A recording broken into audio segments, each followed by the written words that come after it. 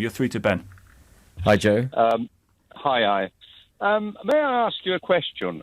Basically, your Brexit party mantra is what you call, what you're after primarily is what you call a clean break from the EU. Is that correct?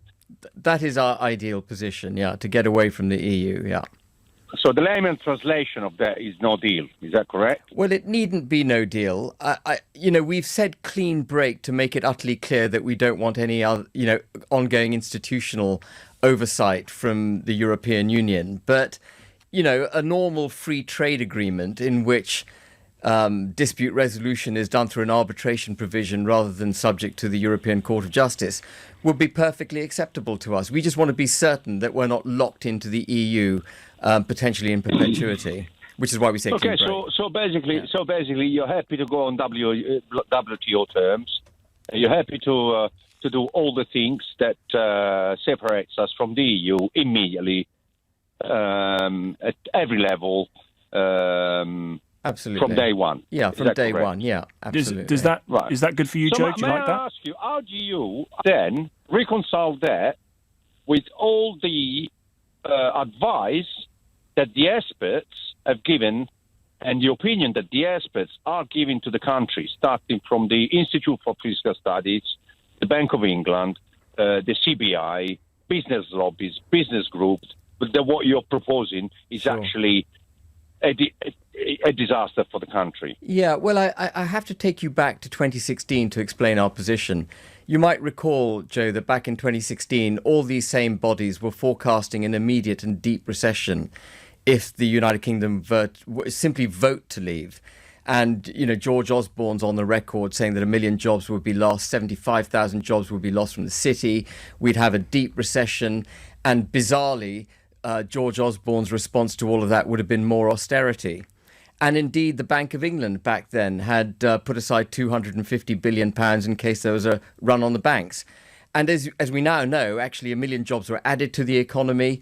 We've had wage growth. The United Kingdom is actually in a very good place compared to its European peer group across the Channel. And that Project Fear has been put paid to.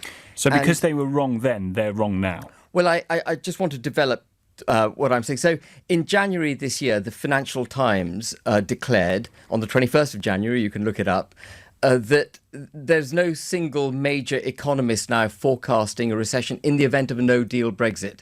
And the reason those economists had come round was because some preparation, very little preparation, as we know now from Philip Hammond, had actually taken place.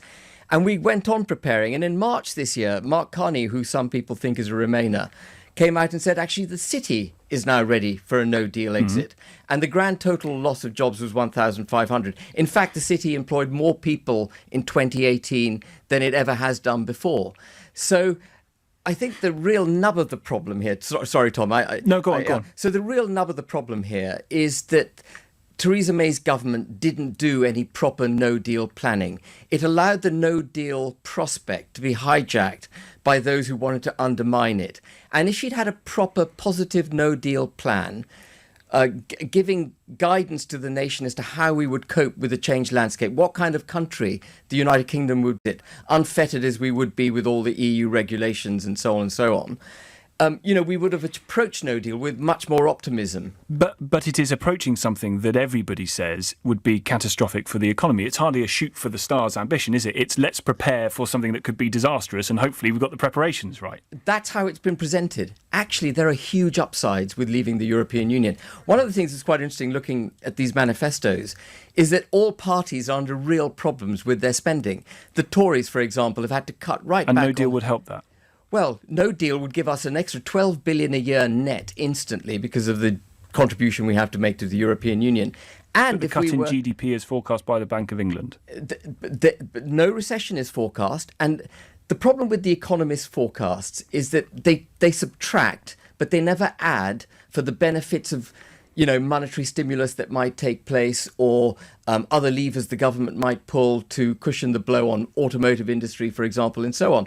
So you get a very negative picture from the economists.